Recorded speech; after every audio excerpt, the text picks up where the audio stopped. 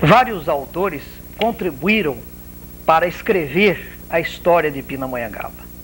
Entre eles, destaca-se o professor Valdomiro Benedito de Abreu, pesquisador maior da história local. Graças às suas minuciosas pesquisas, realizadas rigorosamente dentro dos critérios da crítica histórica, o professor Valdomiro reuniu provas documentais consistentes, revelando a verdadeira face da nossa história primitiva. Sua dedicação integral, por cerca de 3 décadas, percorrendo arquivos e bibliotecas, contatos com especialistas e pesquisadores, redundou numa belíssima obra intitulada Pindamonhangaba, Tempo e Face. Esta obra foi publicada pela Prefeitura Municipal de Pindamonhangaba no ano de 1977.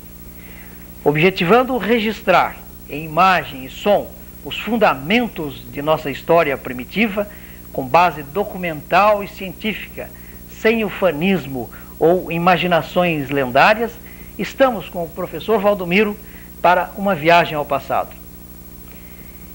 E gostaríamos, professor Valdomiro, de início, saber como foi este trabalho que o senhor realizou, que fontes, basicamente, o senhor pesquisou. As fontes consultadas foram arquivos, documentos, principalmente documentos contemporâneos à época estudada. O meu amigo falou em história primitiva de Pindamonhangaba. Foi o ponto que abordamos em nossos estudos e pesquisas mais abundantemente. Foram fontes, em primeiro lugar, nem podia deixar de ser, fontes bibliográficas, isto é, livros consultados, principalmente da literatura publicada em Minas Gerais. Mais tarde direi por quê. Fontes documentais, de cartórios e de arquivos eclesiásticos ou não. Pindamonhangaba não ofereceu muita fonte documentária. Os documentos daqui, desde que foi erguida a Vila Real de Pindamonhangaba ou de Nossa Senhora de Pindamonhangaba, em 1705, desapareceram completamente. Então, tivemos que nos dirigir às fontes documentais da cidade de Taubaté, com o arquivo organizado pelo ínclito historiador, já falecido, Dr. Félix Guizar Filho. Ali, por favor e mercê da viúva, a partir de 1970, nós chamávamos amigavelmente Dona Maricotinha. Por favor dela, tivemos acesso durante muito tempo aos documentos organizados, encontrados pelo Dr. Félix a partir de 1970. Esses documentos foram fundamentais para que nós estudássemos a história primitiva da cidade, que é o ponto mais controverso, porque a história mais recente foi sendo conhecida paulatinamente. Então, o Dr. Félix Guizar, em 1925, encontrou debaixo da escada da antiga Câmara Municipal de Taubaté, praticamente jogados, inventários e testamentos que há pouco entregamos ao arquivo Félix Guizar de Taubaté, mediante recibo que nos foi fornecido por seu diretor, 2 paleógrafas e com o visto do então prefeito de Taubaté. Os documentos não se encontram mais conosco. Eram documentos contemporâneos, nós dissemos, porque a vila de Taubaté foi erecta pelo capitão Jacques Félix em 1645. Se a vila de Pindamonhangaba começou em 1706 e 5, e só uma vila poderia ter o seu arquivo, organizar os seus inventários de testamento, escrituras de doação ou venda, é claro que deveríamos procurar a primitiva história de Pindamonhangaba nesses arquivos de Taubaté, que foram salvos, diremos assim, pelo doutor Félix Guizar Filho. Ele já era falecido quando de nossa pesquisa. Primitivamente, a nossa região, particularmente a região de Pindamonhangaba, por quem era habitada? Segundo alguns autores, essa região de Taubaté, agora aqui, Tinguetá, era habitada por 2 tribos indígenas. A tribo, meu amigo sabe os nomes, peço que diga os nomes desses indígenas. Os Puris e os Gueromimis. Perfeitamente. Foi como eu aprendi com o senhor. Pois, mas tudo é hipótese, porque não ficaram documentos fidedignos e nem se estudavam os índios nessa época. As 2 tribos seriam essas, segundo alguns autores, de maneira que habitavam toda a região. Agora, nós teríamos que falar, e nós estudamos também essa questão, falar sobre a divisão do Brasil em capitanias, que os adolescentes estudam em nossas escolas, e coube uma capitania a Pero Lopes de Souza, ao norte do Brasil, e uma capitania ao sul, compreendendo principalmente o estado de São Paulo, concedida a Martim Afonso de Souza. Aconteceu muito estranhamente que o rei de Portugal concedeu um pedaço de terra dentro da capitania de São Vicente, concedida ao seu irmão, dentro dessa capitania. Então, uma situação muito incômoda. Dentro de uma capitania, uma faixa de terra pertencente ao dono de outra capitania. Criou-se uma luta que durou muito tempo. A faixa de terra, eu chamo no meu livro, muito golosa, começou a estender a faixa de 100 léguas de terra mais para o lado do sul, compreendendo a vila já criada de São Vicente, sede até então da capitania de São Vicente. A luta durou muito tempo, entrou pelo século XVII. Então, uma das herdeiras de Martim Afonso de Souza, chamada Mariana de Souza da Guerra, Condessa de Mieiro, travou essa luta. Inicialmente perdeu a batalha judiciária e ela teve que mudar-se, ou praticamente foi expulsa da sede de sua capitania, que era São Vicente, e transferiu a sede da sua capitania mais para o sul, na vila de Itanhaém. E assim ficou denominada, desde então, a sua capitania.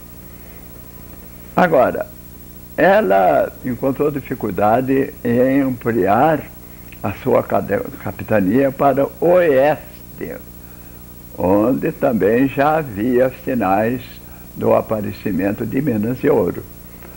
Então ela tratou de penetrar, eu digo por seus comandados, não pessoalmente por ela. Ela morava mais na própria corte em Portugal. E ela se atirou, então, para a zona mais do norte, junto de futuro estado de Minas Gerais, onde havia sinais evidentes de ouro. Então começou a penetração nessa zona. Primeiramente, a região de Mogi das Cruzes. Depois, por volta de 1750, em Jacareí. Depois, 1750? por volta de 1750. Posteriormente, a fundação da vila de Taubaté, por Jacques Félix. 650, então? Mais ou menos 50. 650. Ah, sim, senhor, eu me enganei. 1650, Jacareí. E depois, 1645, já havia a vila de Taubaté, fundada por Jacques Félix. Depois apareceu a vila de Guaratinguetá. O que havia aqui em Pindamonhangaba? Havia simplesmente uma paragem para facilitar a penetração que se fazia pelo rio Paraíba ou por uma estrada, o caminho de índios que vinha mais do lado da futura São Paulo, atingindo então Guaratinguetá e a atual Lorena. De forma que aqui era uma paragem, as margens do Paraíba. Depois cresceu a paragem e apareceu um bairro que pertencia a Taubaté, evidentemente. Mais tarde começou a se formar uma povoação maior e, por volta de 1689, 90, apareceu a ereção de uma capela no lugar onde seria mais tarde Pindamonhangaba. Esta capela, Dr. Valdomiro, pode ser considerada, então, como o marco da fundação de Pindamonhangaba? Perfeitamente. Em geral, as vilas eram erectas no local onde a igreja tinha autorizado a ereção de uma capela. Quer dizer, havia fregueses, e com fregueses uma povoação, evidentemente. O bairro, então, se transformou em freguesia. E por quê? Por causa da distância a Taubaté, que não dava com facilidade uma assistência religiosa aos então moradores daqui. Dr. Valdomiro, nós sabemos que este é o ponto mais polêmico da nossa história primitiva. Perfeito. Polêmica que nós tivemos a fortuna de criar, porque a história de Pindamonhangaba era, como disse o amigo e meu médico, Dr. José Leles, a assistência religiosa aos moradores daqui só podia ser feita por a ereção de uma capela. Essa capela, repetimos, foi erecta, segundo cálculos nossos, em 1689 e 1690. E seu eleitor foi o padre João de Faria Fialho. Esse padre João de Faria Fialho é o mesmo padre bandeirante? O mesmíssimo padre que fez várias entradas como comandante de bandeiras ou componente das mesmas, fez várias entradas às Minas Gerais, seguindo os planos da Condessa de Vimieiro. Não quer dizer que antes dele não tivesse havido penetrações.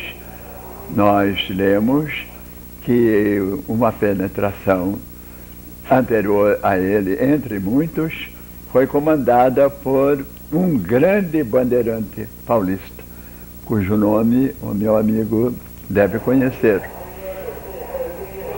Eu acredito que o senhor esteja se referindo a Salvador Furtado de Mendonça ou Salvador Fernandes Furtado. Essa dúvida eu tenho, doutor Valdomiro, com relação ao nome desse bandeirante. Eu verifiquei que era Salvador Fernandes Furtado. Salvador Fernandes Furtado, mas nascido ele... em Curuputuba, em Curupaitiba na época. Isso. E foi fundador de Mariana, em Minas Gerais. Isso. Mas ele foi mais contemporâneo do padre João de Faria Fialho. E eu narro no meu livro, e a notícia eu extraí de um livro do senador Diogo de Vasconcelos, que viveu no século passado. Ele escreveu 2 obras monumentais: História Antiga das Minas Gerais e História Média das Minas Gerais. Eu encontrei muita coisa sobre o padre João de Faria Fialho e sobre Salvador. Inclusive, o encontro que houve entre as 2 bandeiras no alto da Serra de Ouro Preto, de madrugada, na véspera do dia de São João. As 2 bandeiras, praticamente de Pindamonhangaba, se encontraram e os seus componentes ficaram felizes porque procediam da mesma região da capitania de Itanhaém. O padre João de Faria, então, rezou uma missa na madrugada, em regozijo pelo fato do encontro. E da manhã eles desceram a serra e começaram a lavragem de ouro nos riachos então existentes, em Ouro Preto. Mas não havia Ouro Preto. Primeiro se criou Vila Rica, mais tarde, e depois, como o nome existe atualmente, de Ouro Preto.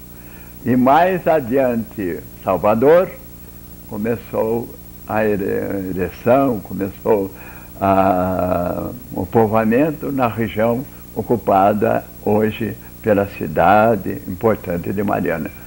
É o seu fundador e o seu célebre ocupante, vamos dizer assim, primeiro nessas épocas distantes. O encontro se deu, alguns autores acham que em 1698, outros 99. A glória do padre João de Faria Fialho começou mais altamente, vamos dizer assim, com essa penetração nesse lugar. Mas ele esteve muito tempo lá, muitas vezes, naquelas regiões. Doutor Valdomiro, com relação à nossa história primitiva, há algum documento que registre, antes do padre Fialho construir esta capela no Largo do Quartel, que possa dar a nós uma ideia de quem teria sido, pelo menos, o primeiro morador de Pindamonhangaba, não o fundador, mas o primeiro morador oficial de Pindamonhangaba? Perfeitamente. Aliás, o primeiro morador, vamos dizer assim, colonizador, de estadia fixa na região da cidade atual de Pindamonhangaba, vindo de São Paulo, teria sido o capitão João do Prado Martins. Nós tivemos a fortuna de, ajudado por outro pesquisador, bastante conhecido, e que eu cito no meu livro, prefácio. Esse capitão recebeu uma sesmaria na região denominada Pindamonhangaba, João do Prado Martins. Aqui já estava estabelecido, segundo consta dessa sesmaria, o capitão desde 1643. Mas a sesmaria foi concedida em 1649, pouco posteriormente à vila de Taubaté, já citada por nós. Portanto, antes da vila já havia um morador cujo nome consta de documento, que era o capitão João do Prado. Interessante essa observação. Ele obteve a sesmaria e aqui se estabeleceu com um sítio. A sesmaria tinha 2 léguas de sertão, indo mais ou menos à altura da Via Dutra atual, e 2 léguas detestada para o mar. Mar era o Rio Paraíba na época, 2 léguas.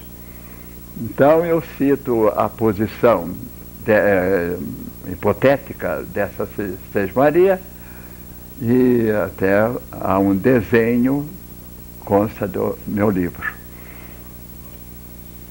De maneira que eu acho que o nome Pindamonhangaba, que consta dessa sesmaria,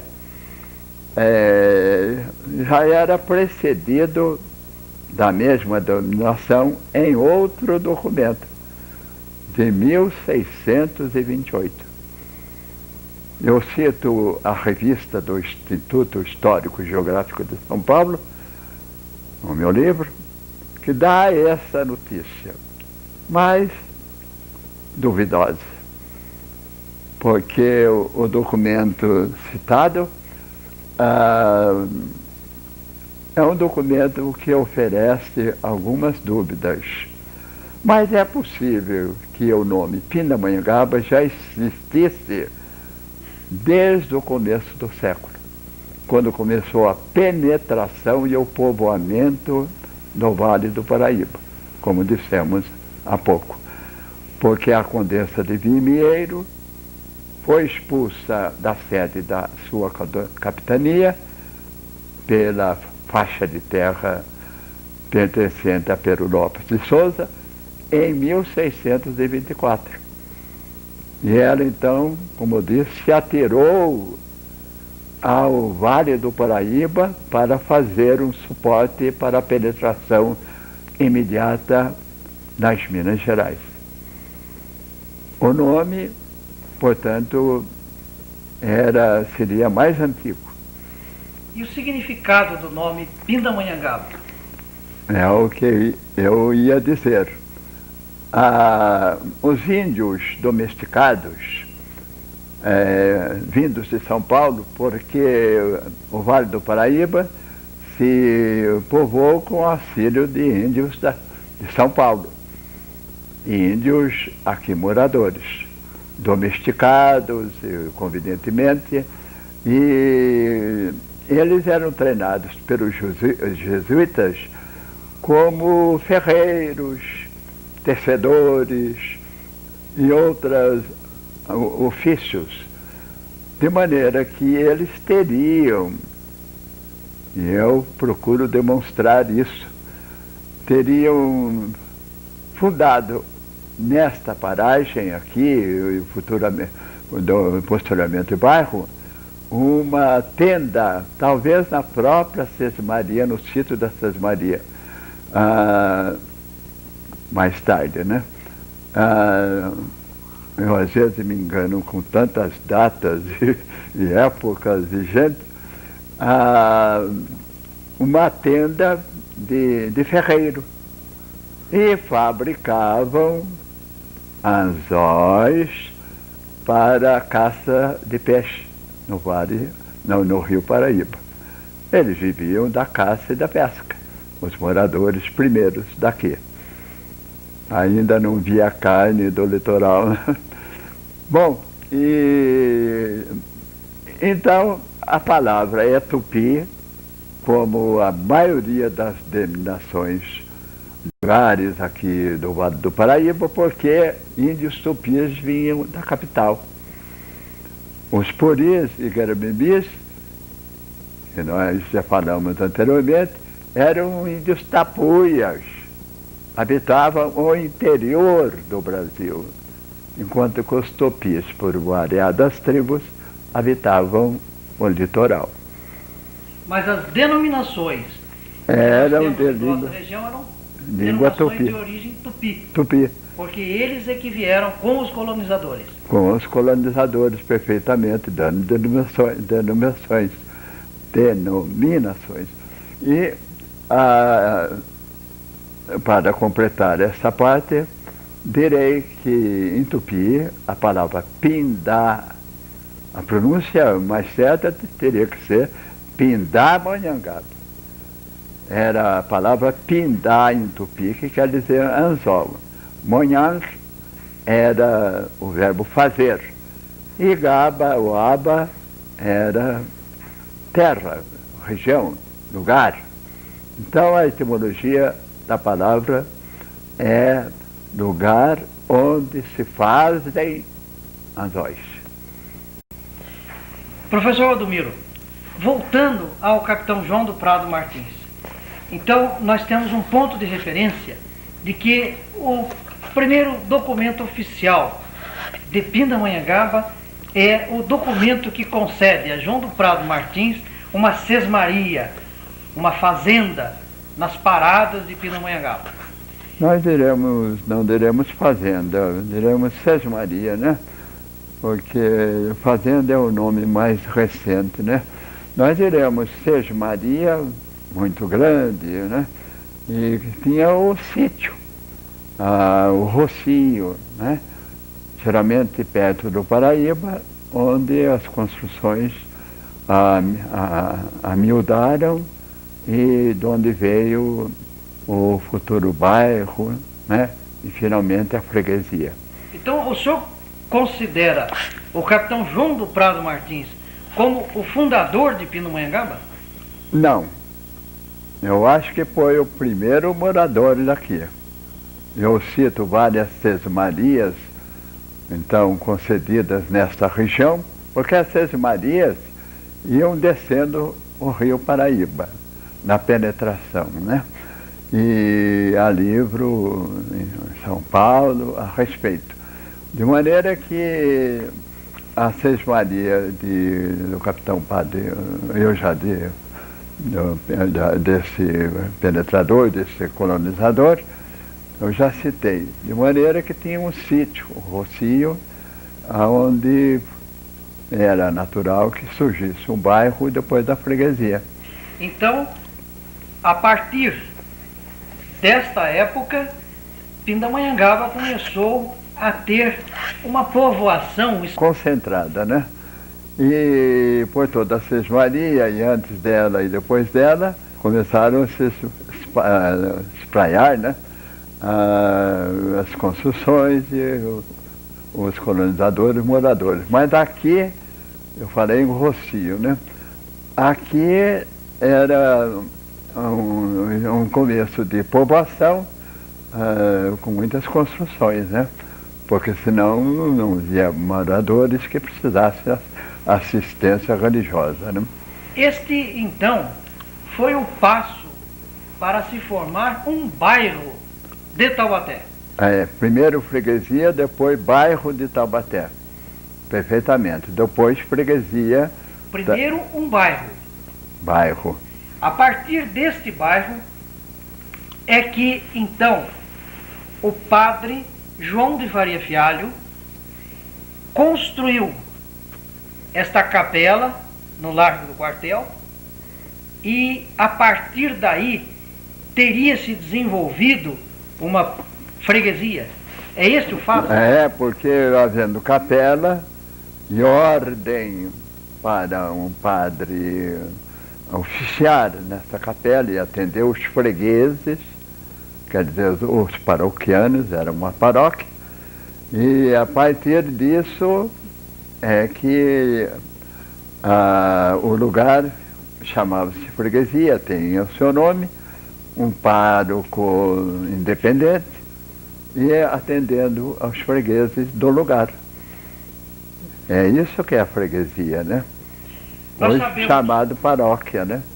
O fato do padre João de Faria Fialho ter construído a capela em Pindamonhangaba, nestas paradas de Pindamonhangaba, num bairro, na época de Taubaté, teria desagradado a vila de Taubaté?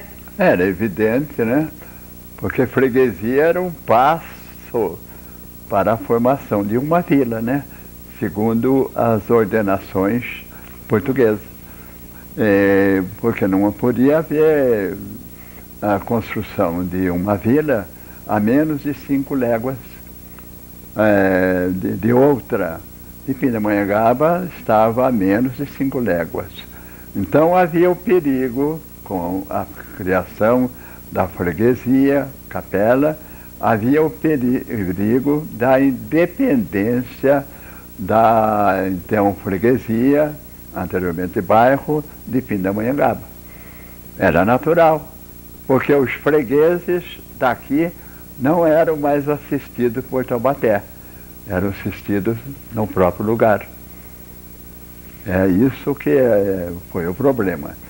Então, o padre João de Faria teria erguido a capela, denominada de Nossa Senhora do Bom Sucesso. Não houve nenhuma capela aqui de São José. Isso é outra história. De maneira que ele construiu e se intitulou vigário, e foi vigário aqui até a sua morte, em 1712. Doutor Valdomiro, fala-se, evidentemente, autores, outros, comentam, de que teria sido o frei João Batista, do convento de Santa Clara de Taubaté, o capelão desta igreja primitiva, e que o padre Fialho teria sido o primeiro vigário, mas já da atual igreja matriz. Não, eu citei documentos a respeito. Esse outro padre apareceu um pouco mais tarde e foi proposto a Taubaté, segundo eu me lembro, pelo padre João de Faria Fialho, numa de suas penetrações nas Minas Gerais, ou no momento em que o padre se afastou da direção, eu não me lembro bem, mas que seria o primeiro pároco, absolutamente, certamente, esse padre não foi. Foi o padre João de Faria Fialho. Não há documento a respeito desse outro padre, a não ser nas condições de, segundo eu falei há pouco. O fato do padre Fialho ser bandeirante, evidentemente ele deixava a nossa região para fazer as suas viagens, as suas penetrações.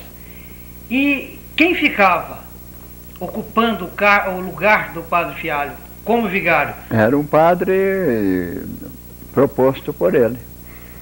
Ele propunha e eu deixava preposto aqui tomando conta. Porque o bandeirante ficava nas Minas Gerais vários meses. É preciso dizer isso, né?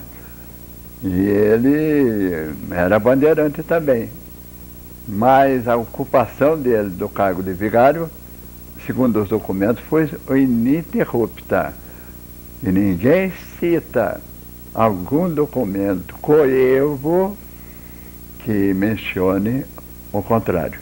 Eu não encontrei documentos. Eu segui os documentos desde a fundação da Vila de Taubaté até 1720. Os documentos que encontrei, naturalmente, né? Doutor Valdomiro, qual a razão de alguns autores apontarem esta capela como sendo a capela sob invocação de São José e que teria sido construída a mando de Bicudo Leme em 1662? Essa referência a 12 de agosto de 1662, essa informação consta do livro do senhor Ataíde Marcondes, na segunda parte, Efemérides. O professor não cita a fonte de onde ele colheu essa notícia. Acredito que teria sido uma compra de terra daqui, alguma coisa. Mas capela com o nome de São José só apareceu mais tarde, 1727, quando da passagem do bispo do Rio de Janeiro, Antônio de Guadalupe, por aqui. Ele deixou escrito no livro de visitas, de visitação à igreja, um capítulo, pelo qual se vê que em 1627 havia duas igrejas aqui, a Igreja Velha e a Igreja Nova. A Igreja Nova é a atual, não em toda a sua extensão, mas na capela mor dessa igreja atual. À frente era um lago. De maneira que essa igreja foi construída em 1707, né? 1707. A Igreja Nova, a Igreja Nova, atual. Ela começou a ser construída em 1707. Exatamente, 1707. E o padre João continuou seu vigário, né? Então, doutor Valdomiro, com relação a Bicudo Leme, ele ainda não morava em Pindamonhangaba na época em que o padre Fialho construiu esta igreja sob a invocação de Nossa Senhora do Bom Sucesso? Não há notícia disso. Eu tenho um capítulo sobre o capitão Antônio Bicudo Leme e não encontrei nenhuma referência de que ele morava aqui nessa região. Pode ser que comprou um pedaço da Três Marias, pode ser, mas capela, que é a primeira capela daqui, chamou-se São José, é uma má interpretação dos documentos de nossa história. Não existiu, antes de 1727, nenhuma capela de São José. Era a capela de Nossa Senhora de Bom Sucesso. Isso é pura, eu não direi invenção, né? Mas interpretação mal feita, sem pesquisas adequadas, sem a citação de bibliografia, sem a indicação de fonte. Eu acho que é apócrifo. Quando os irmãos Leme, quando esta poderosa família Leme teria realmente vindo para Pindamonhangaba? O capitão João Antônio Bicudo Leme teria vindo, eu declaro no livro, no fim do século XVII ou começo do século XVIII. Ele foi até vereador na capital. Quando? Ele morou, parece que em 94, né? ele foi vereador em São Paulo. Eu cito, procurei livros no arquivo da igreja de São Francisco, em São Paulo, quando eu fui aluno lá da faculdade. E ele morou na capital, morou em Taubaté, morou em Guaratinguetá, onde deixou uma fazenda lá. Então a conclusão que eu tirei de documentos foi essa: fins do século ou começo do século seguinte. Agora, na emancipação, ele teria tomado parte, saliente pelo valor de sua ascendência familiar. Ele era uma pessoa importante da academia, da capitania, de maneira que isso nós devemos reconhecer. Mas o padre Faria teve presente também no processo da emancipação da freguesia transformada em vila. Vejam bem, se fosse vila, ou freguesia de São José, Capela de São José, por devoção de Antônio Bicudo Leme e de seu irmão Brás Esteve Leme, o nome teria permanecido na vila. Vila Real de São José. Pois não disse o Altair de Marcondes, a quem sempre rendia as minhas homenagens, não disse ele que Bicudo Leme era devoto de São José? Teria sido respeitada a opinião dele, o que ele falou. Mas não, o nome Nossa Senhora do Bom Sucesso foi dado por Padre João de Faria Fialho e por uma senhora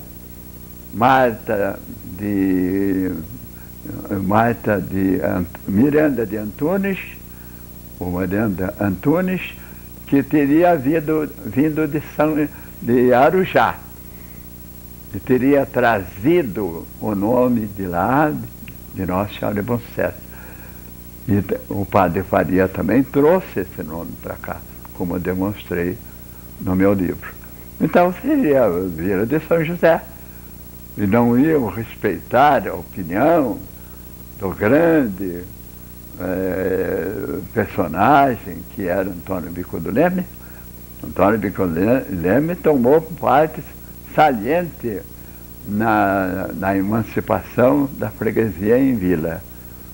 Mas o padre Faria esteve presente também nesse ato histórico da freguesia. Professor Valdomiro, os autores, vários autores da história de Pindamonhangaba, citam o padre João de Faria Fialho como neto do capitão Antônio Bicudo Leme. O que o senhor tem a dizer a esse respeito? Eu acho que não são vários autores, né? Os autores mineiros não falam isso. E os grandes autores de São Paulo e outras regiões não falam nisso. Por quê? Porque uma simples leitura do livro de nosso Altair de Marcondes mostra que ele não era neto de Bicudo Leme. No verbete sobre o padre João de Faria Fialho, do livro do professor, aparecem vários enganos, inclusive esse. E ele cita a filha de Antônio Bicudo Leme, casada com um cidadão, cita o nome dela. E quando a gente, no mesmo livro, procura esse cidadão casado com uma filha de Bicudo Leme, aparecem os filhos dele e não aparece o nome de João de Faria Fialho. No próprio livro há a prova de que não é neto de Bicudo Leme. E qual teria sido o motivo da confusão, doutor Valdomiro? Entre outros argumentos que nós citamos no seu livro. Eu supus que a confusão do professor Ataíde nasceu da seguinte forma.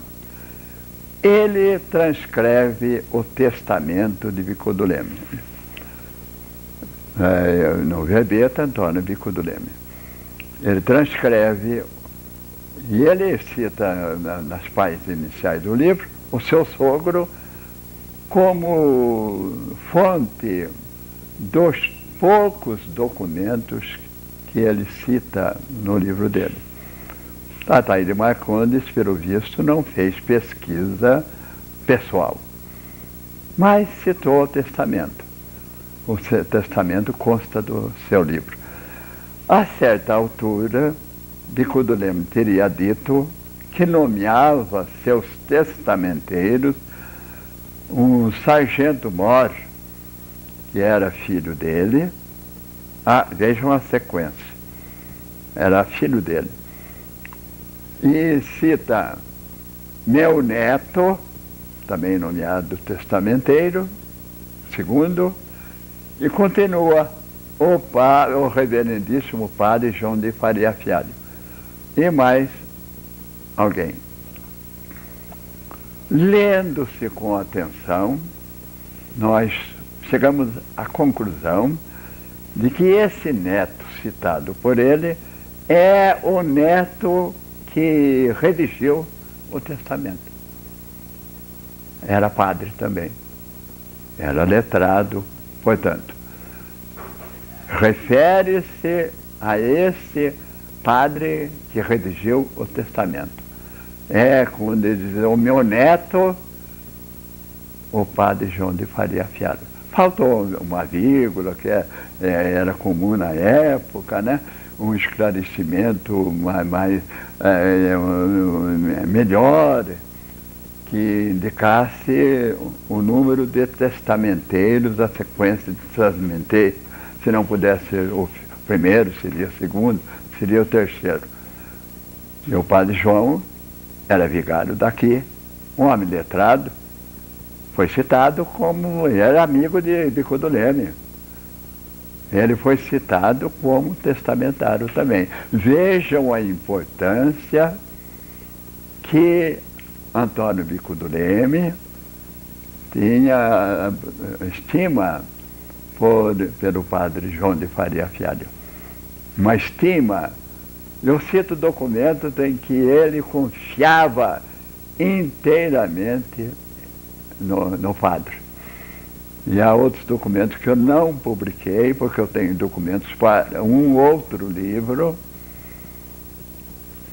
Os documentos que eu cito provam a estima muito grande que havia entre as duas personalidades. O que prova também que o padre João não podia ser filho adulterino da filha, porque essa foi a minha ideia. Se ele não aparece no lugar competente como filho da filha do Bico do Leme, podia ser um filho adulterino. E isso criava um problema muito sério.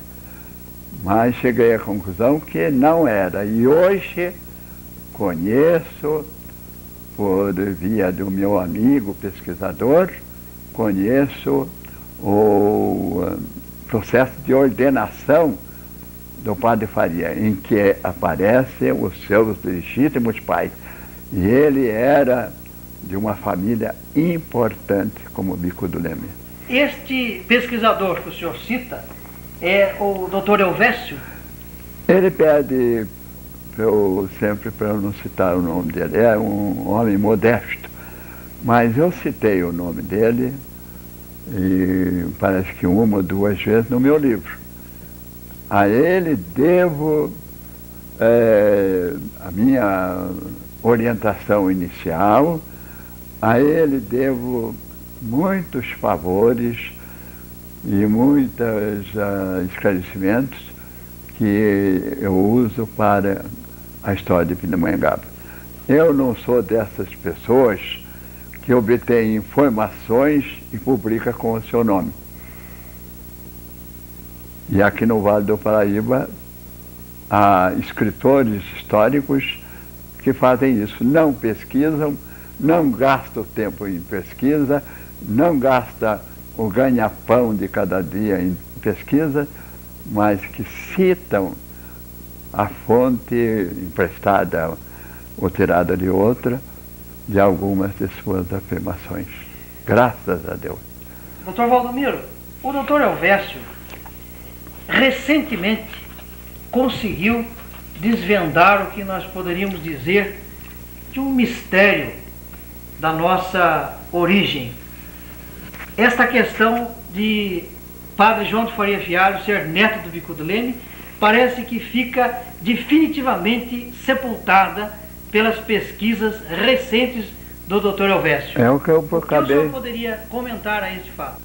Foi ele que encontrou o processo de ordenação do Padre João de Faria Fialho e de um irmão dele que foi vigário na época em Cananéia, Miguel de Faria Fialho. Foi ele que encontrou o processo de ordenação no Rio de Janeiro. Recentemente? Não, já faz uns 4 ou 5 anos. E eu não publiquei, porque eu esperei melhor oportunidade, né? E depois as minhas enfermidades me impediram de continuar pesquisa, escrevendo artigos, etc. Na verdade, doutor Valdomiro, pelas observações do doutor Elvésio, contidas na declaração de gênero do processo de ordenação do padre João de Faria Fialho, apontam a filiação do padre João de Faria Fialho, a sua origem da ilha de São Sebastião, e também apontam a um fato que acredito de muita importância, de mostrar que o padre João de Faria Fialho foi ordenado em 1662. Tudo consta no processo de gênero, na declaração de gênero, que era comum em todo o processo de ordenação, né? De maneira que isso que o meu amigo está afirmando consta de uma biografia do padre João de Faria, que a seu pedido fornecia à Câmara Municipal. De maneira que a declaração de gênero consta tudo isso. Filiação, data da ordenação e tudo. A que se reportou o meu amigo. E uma observação importante, de que em torno de 1706, Padre Fialho teria feito uma declaração sua, assinada por ele, afirmando contar com 70 anos, mais ou menos. O que nos leva a concluir de que ele nasceu em 1636, mais ou menos. Essa informação consta do meu livro, né? Portanto, ele teria, o Padre Fialho, a mesma idade, a idade aproximada à idade de Antônio Bicudo Leme. Esse é um argumento que consta no meu livro e outros argumentos também, né? De maneira que essa questão de filiação, o neto de Bicudo Leme, é completamente errada, né? Então, doutor Valdomiro, a partir da igreja primitiva construída pelo padre João de Faria Fialho, aquele bairro de Taubaté acabou se desenvolvendo e o desejo emancipacionista aflorou entre os habitantes de Pindamonhangaba.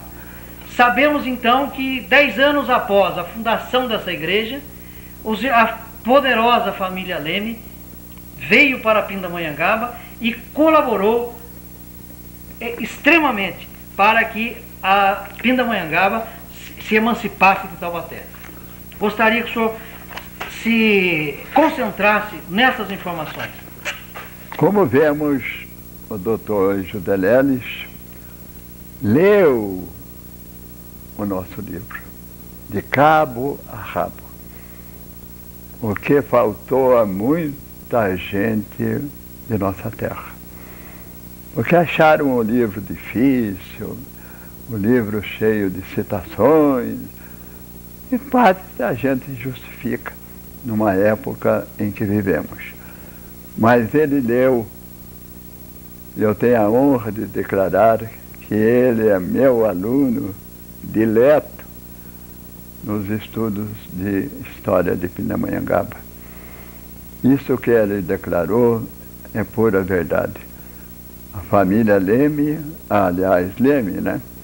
E colaborou intensamente na emancipação e transformação da freguesia de Nossa Senhora do Bom Sucesso em Vila Real, notem bem, porque foi vila criada pela então Rainha de Portugal.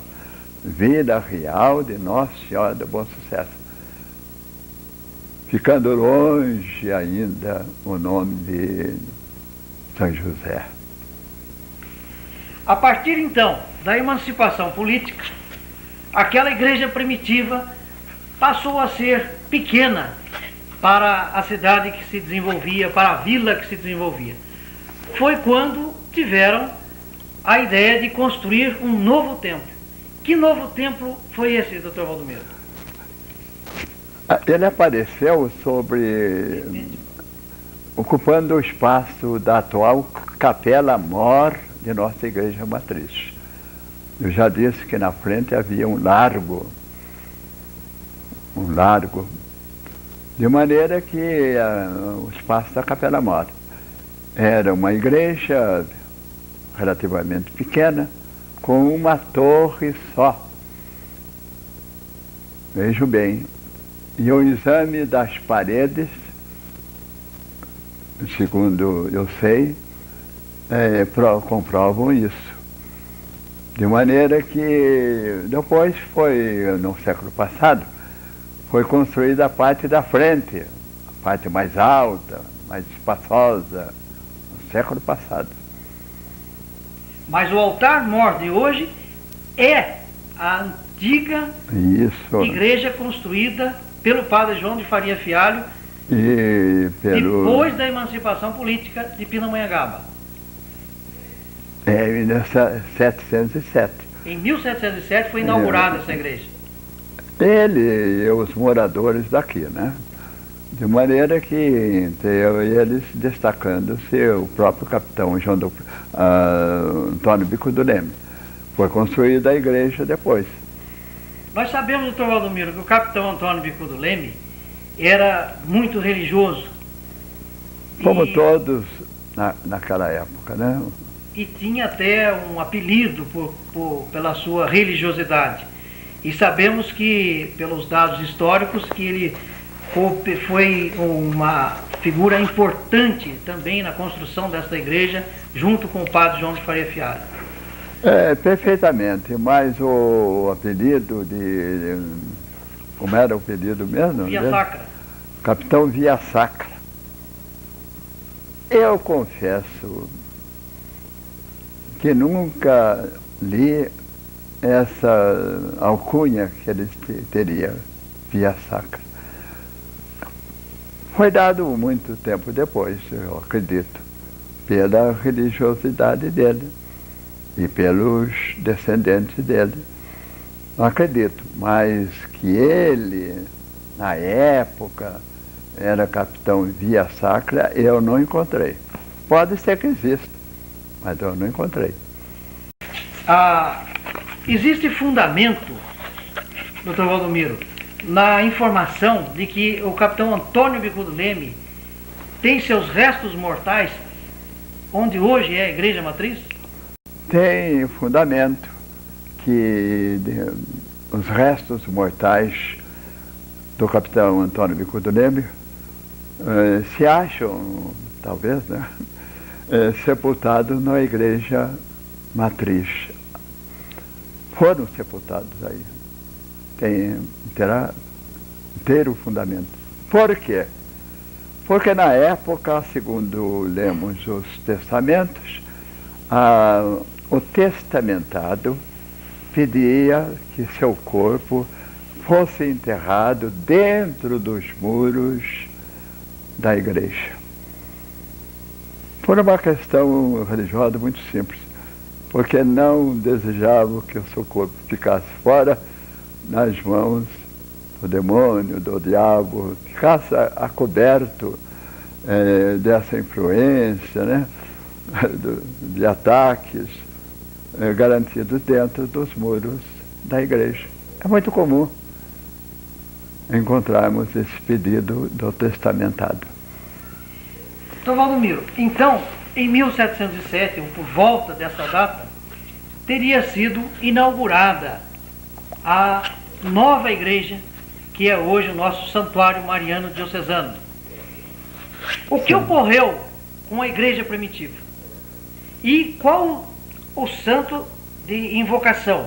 Qual foi a invocação dessa nova igreja?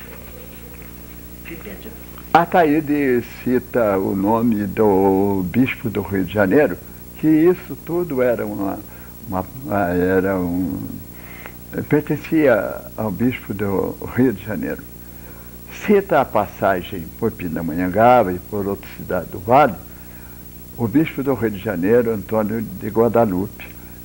Mas Ataíde Marcondes era um homem mais interessado em genealogias de nomes importantes de Pindamonhangaba e deixou muitas notícias que constituem a sua obra uma pequena enciclopédia de coisas, fatos e personalidades de Pindamonhangaba.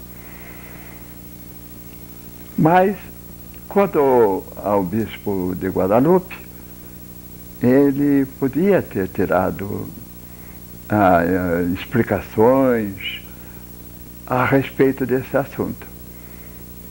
O bispo passou por aqui em 1627 e diz num livro da Matriz, que já entreguei à atual pároco ilustre de Pindamonhangaba, mediante a presença de 5 testemunhas, porque essas coisas devem ser feitas dessa forma.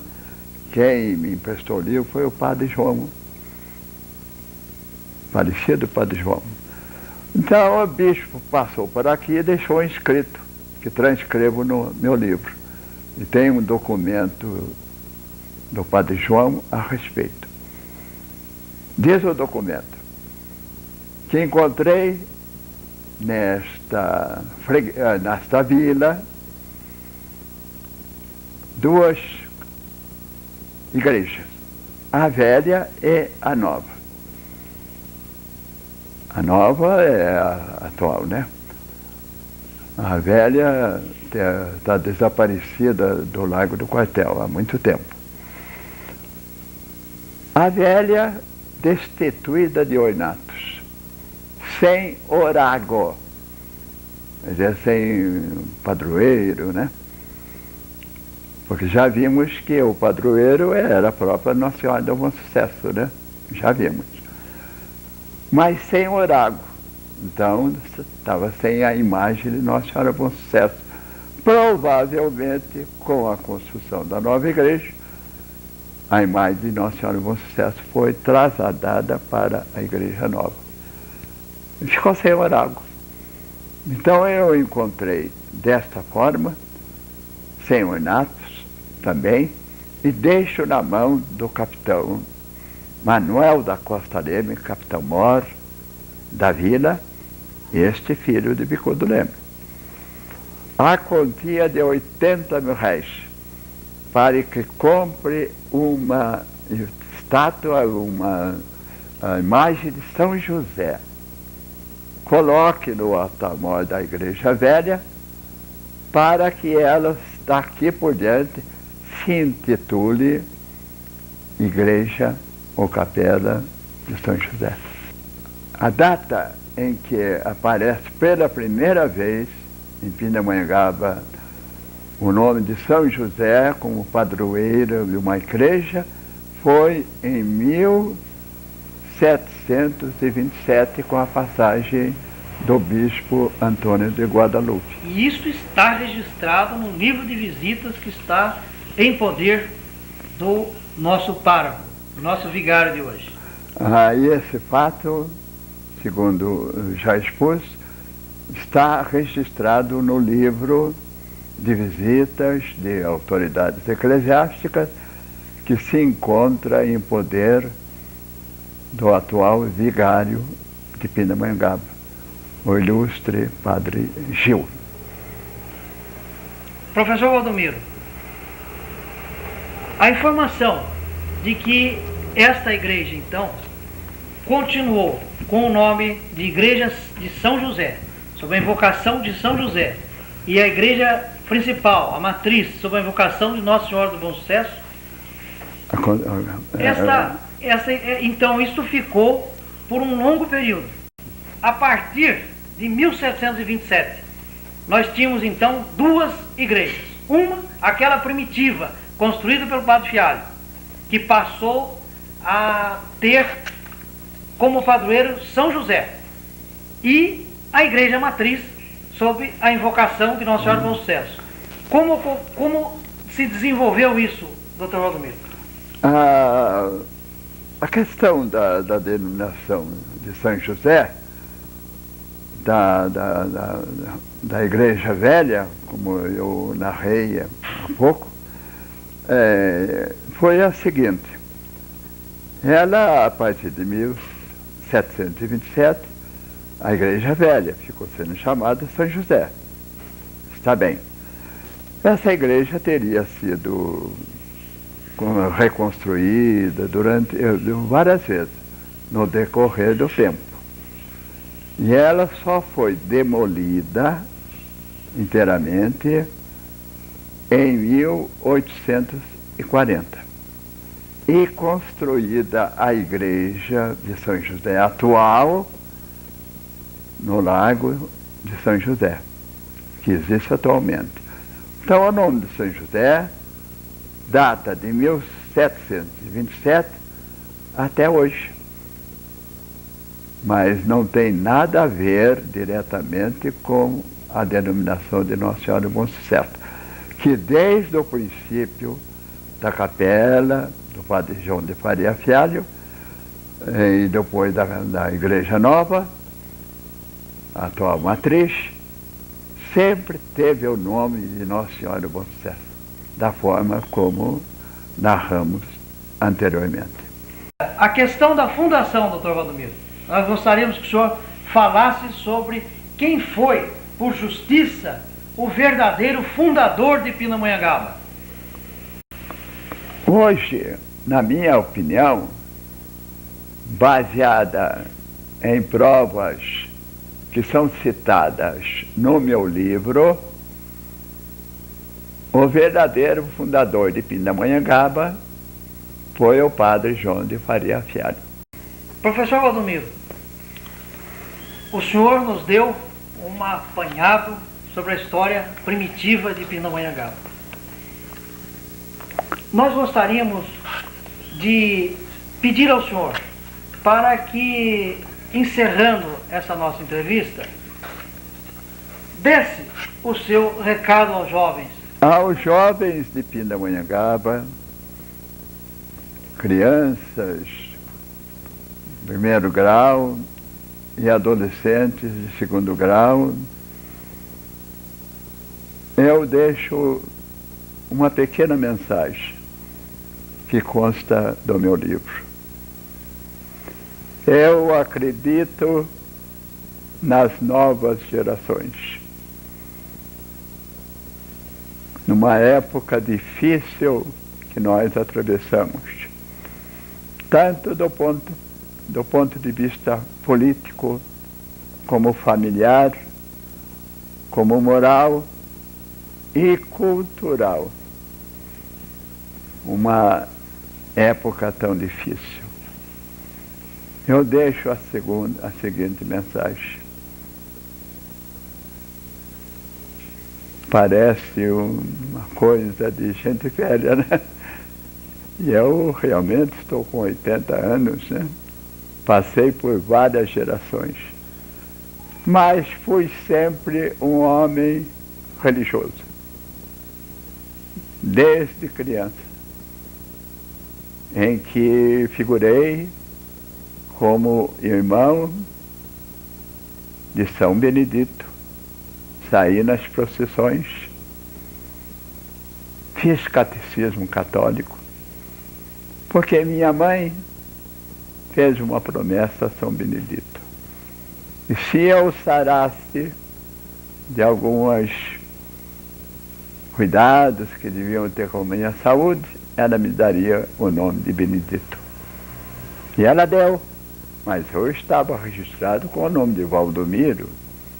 E quando foi de minha matrícula no grupo escolar, ela me matriculou com o nome de Benedito de Abreu Filho, porque o meu pai era Benedito Leite de Abreu. E foi uma dificuldade encontrar o meu registro no grupo escolar Alfredo Pujol. E quando eu entrei na escola normal, em 1929, foi uma dificuldade, porque o meu nome teria que ser Valdomiro Leite de Abreu, como são meus irmãos. Então, eu adotei Valdomiro Benedito de Abreu. Eu fui sempre um religioso. Posso ter mudado de pensamento religioso. Não vou entrar nesses pormenores. Mas a mensagem que deixo a vocês: sejam religiosos. Todas as religiões, do modo geral, são boas. Sejam religiosos. Preservem a instituição familiar. Quando atingirem a idade do casamento, casem-se, amem os seus comparsas de casamento, amem os seus filhos. Formem verdadeiros cidadãos. E estudem bastante. Escolham nos estudos o melhor caminho possível. Exerçam as profissões suas com retidão e moralidade profissional. Sejam homens de bem, cidadãos de bem, obedientes sempre às leis do país e colaboradores com a ordem e o bem social. Como este que lhes fala procurou ser. Fui um homem, tenho sido um homem perfeito. Ninguém é perfeito. Mas sejam perfeitos quando puderem. Estudem, sejam cidadãos da pátria, cumpridores de suas obrigações com o próximo, com o Deus e com a natureza, defendendo-a dos males que nós assistimos atualmente, a devastação, por exemplo, de nossas florestas. E sejam também amantes do próximo. Isto forma uma cruz, a cruz de Jesus. Para o alto, amor de Deus. Do lado direito, o amor da natureza, dos animais. Do lado esquerdo, o lado do coração, o amor do próximo. E mais embaixo, o amor a si mesmos, na ânsia de que se transformem nos homens cujas qualidades e atributos citei há pouco. E sejam, meus amigos, felizes, muito felizes, para o engrandecimento contínuo e ascendente sempre de nosso caro Brasil.